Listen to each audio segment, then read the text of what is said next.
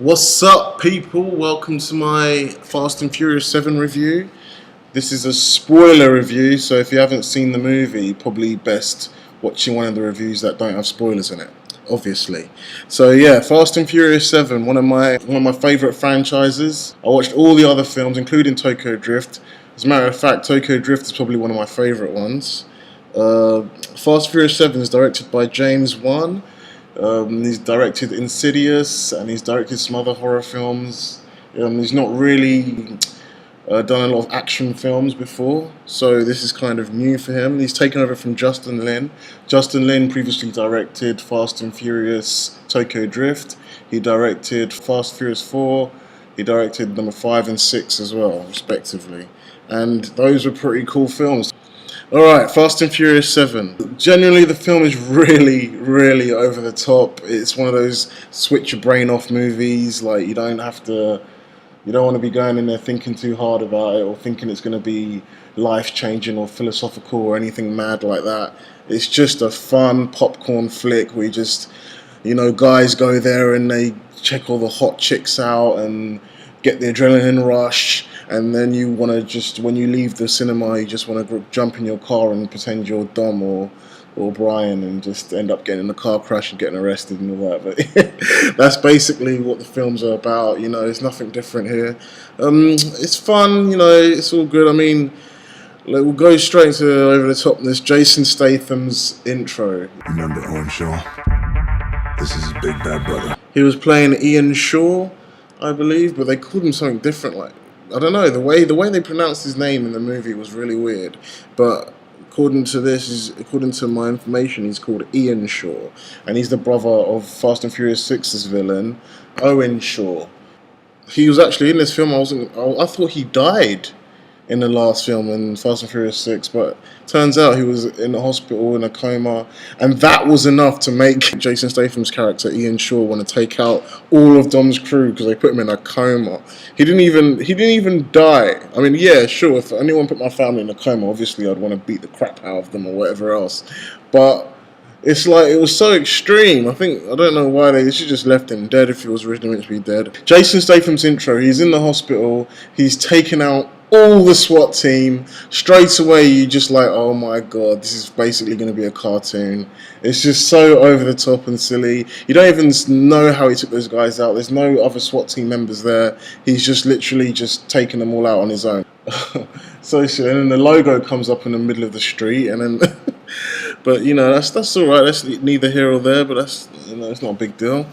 And then after the silly bits, you get into the race wars. Dom is taking Letty to the race wars, hopefully to jog her memory a little bit. And you get a little bit of heart from the movie where Letty's talking about how she's been dead since 2009, and she's basically been reborn again. The Letty that Dom knew is gone now, and this is a new Letty, and she's upset about that, and rightfully so. And it's pretty interesting stuff. I like that part of the story where they're trying to put a little bit of heart there, and Dom is just trying to just telling her, I don't care about that. I love you the way you are, regardless of whether you remember our history or not. And it's quite a cool bit. And then they cut to Brian, and Brian is like all revving his car up. He's pushing down the accelerator, getting ready to go forward, and then next thing you know, it's a wide shot, and then you see him driving a big family car. And he's just picking his son Jack from school. Turns out he's just showing Brian being a family guy, and it's just not really for him. He's kind of just not really loving it. I don't blame him. Brian wants to be out there doing his thing, driving fast cars, guns whizzing past his face.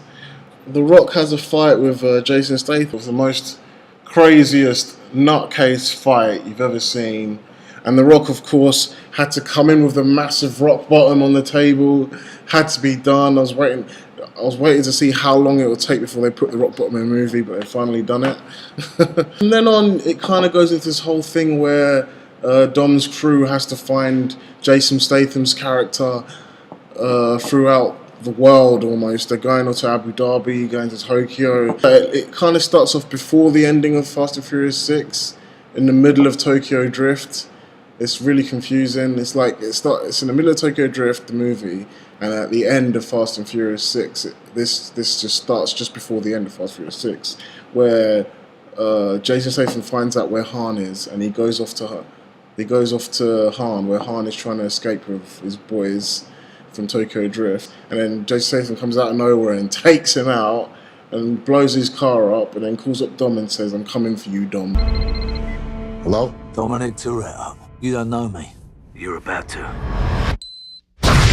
From there on, there's this whole narrative of Jason Statham chasing after Dom, but then Dom gets picked up by some government agent type people who's led by Kurt Russell, and he's got this new technology called the God's Eye, and the God's Eye is basically a technology that can use mobile phones, laptops, CCTV, anything that's got a camera on it. It can use that to locate you anywhere in the whole wide world.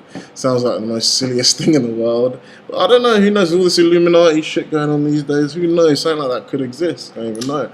He's offering Dom the chance to find Jason Statham's character by using his God's Eye technology. But then it doesn't make any sense because everywhere they go, Jason Statham's always there anyway. So it's really kind of pointless. It doesn't make any sense. It's all just silly. And yeah, so you end up not really knowing what's going on. It gets kind of hard to follow, and you're just kind of just there for the fun of the action scenes. Like when they all just randomly decide to jump out of a plane with cars and land and stuff like that, because there's no way in, but they don't make it. They don't show you why they can't get in. They say you can't get in, but they don't show you why you can't get into a certain place in order to force them to use cars and like drive cars outside of a flying plane and land them with parachutes. It's madness, crazy stuff. And of course, there's all these scenes where they have these big, huge crashes, these like horrible crashes that you die from instantaneously. But somehow, you know, Dom just walks out of there like a flipping Terminator or something. You can feel that Justin Lin, the previous director from 4, 5 and 6 in Tokyo Drift, he's really missing from the franchise. Like, not really missing, but he's quite missed. James Wan did an alright job, but he just went a bit too silly with it. There was this slight element of, you know, fun and realism in the previous ones. I mean, 6 took it quite extreme.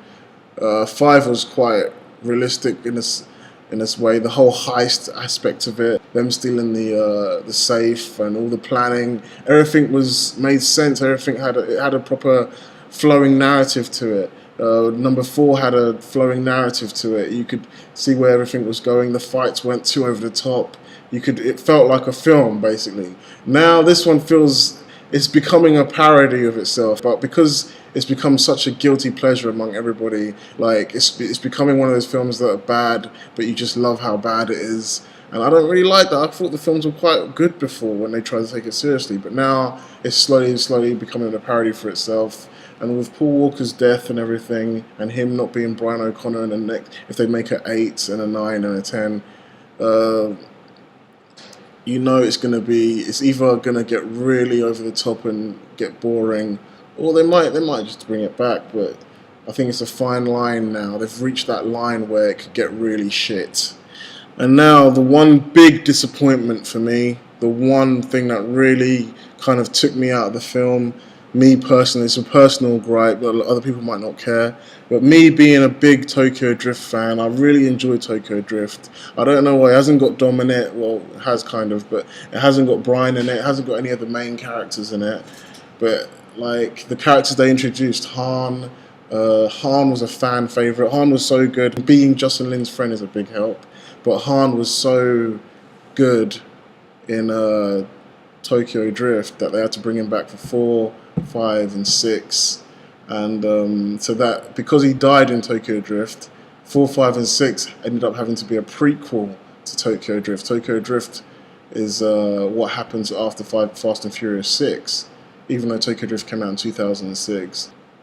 So when Han dies, Dom is forced to go into Tokyo, and here's me getting excited to see his protege, his brother, his boy that he meets in Tokyo, Sean Boswell, played by Lucas Black. They showed the actual scene from Tokyo Drift. Little Bow Wow's character comes to talk to Sean Boswell and says, "Hey, someone says they knew Han. Says Han was family." And then Sean Boswell races him, and they drift around the thing, and then it cuts to now, and Lucas Black looks a hell of a lot older, but they tried their hardest to keep them looking how they did. He's wearing the same clothes he wore in Fast and Furious Tokyo Drift. He's got the same haircut, and his hairline is a little bit further back, and he's got a bit of more of a stubble going on. And but he's really worked out though. He really looks big. Like he looked bigger than he did when he was in Tokyo Drift. But he was telling him how Han was his friend and what you're gonna do now. Dom looks almost the same as he did when he wore that white T-shirt. He looks almost the same as he did in Tokyo Drift. It was right at the end. It was pretty cool. It was awesome. The disappointing thing was we wanted to see that race. We wanted to see that drift up the ramp. They didn't do it. And all the crazy shit they pull off, driving a car through 2 buildings in Abu Dhabi, the crazy stupid fight with Jason Statham at the end. But they couldn't bother to show a muscle car drifting up. I mean, I would have suspended my disbelief for that. The main disappointing thing was that after that scene, you don't see Sean Boswell again. Like, he's gone. I'm like, what the hell? Sean Boswell's like my dude. Like, I loved him in Tokyo Drift. People like to complain that they don't like his accent, my ride. They don't like his Texas accent. They don't like his country accent. People like to give Lucas Black a hard time for the accent, but no. The accent is what makes him unique. It makes him different from everyone else. It's what makes Sean Boswell Sean Boswell. And he should have been, what should have happened in that scene was say, Dom, I'm coming with you. Han was my brother, and I want to get revenge. I want to get revenge just as much as you do. And all this, that's what should have happened. Lucas Black should have joined Dom's family. I don't know why they really like shafted him. He should have been a big part of Fast and Furious 7. That's what I was looking forward to see. So I was disappointed that he just had that little cameo scene. Like he didn't even have a small role. He just had a very small cameo scene. It was horrible. And I don't know if he's going to be in any sequels, because what's the point? But it's really sad towards the end of the movie where they do the little flashbacks and the music and Dom and Brian driving off together. In other words, saying goodbye to each other. Brian decides to become a family man, and Dom is still doing his thing, you know. But really, you can just tell that scene wasn't about Dom and Brian. That scene was about Vin and Paul, and Vin was just saying goodbye to Paul Walker in that scene. And he drives off in his white Subaru, and he's driving off to heaven basically, and it's really sad. That scene makes that movie good. That scene about Paul Walker and saying goodbye to Paul and goodbye to Brian at the same time was really what made the film stand out, was what really made the film sit up there with 6, 5 and all that. His CGI scenes, they're really good. I mean, unless you really look for them, you're not going to notice any CGI until you get right near the end. It was a whole year extra in the making because of Paul Walker's death, so who knows where the film would have gone if Paul had stayed alive. But yeah, what they had was really good. But yeah, overall, I'm sad to say, Fast and Furious 7 is probably the worst Fast and Furious since Fast 2 Furious, the second film. Because it just went too over the top. You can just tell Justin Lin was missing. It just didn't have that same feeling of like, wow, you want to be in that world. It just seemed almost a bit too cartoony for me, too silly. Like the ending scene where you just kind of laugh at it. It's almost like watching a comedy parody of it. The scene where Dom tries to attack the helicopter with his car and completely misses it, and then lands and crashes into a crash that you just know they can't explain how he walks away from it without just looking absolutely stupid. I mean, he survives it, but he's knocked out on the floor. And then later he says all this stuff about, you can't die because I'm not ready to die yet. I said when you die that I'm going to die with you, but I'm not ready to die yet. You can't die. And then Dom just wakes up and says some one-liner. I can't remember what he says. Letty remembers everything that she's ever needed to remember, and then Dom wakes up, and that's it. But then it has that beautiful ending with Paul Walker, and that's what brings it right up there for me. That's what stops it from being shit. That ending with Paul and the goodbye. But yeah, that's my Fast and Furious 7 review. Hope you enjoyed it. The film was, it was okay. I give the film 5.5 out of 10. Fast and Furious 7, go check it out. It's pretty fun.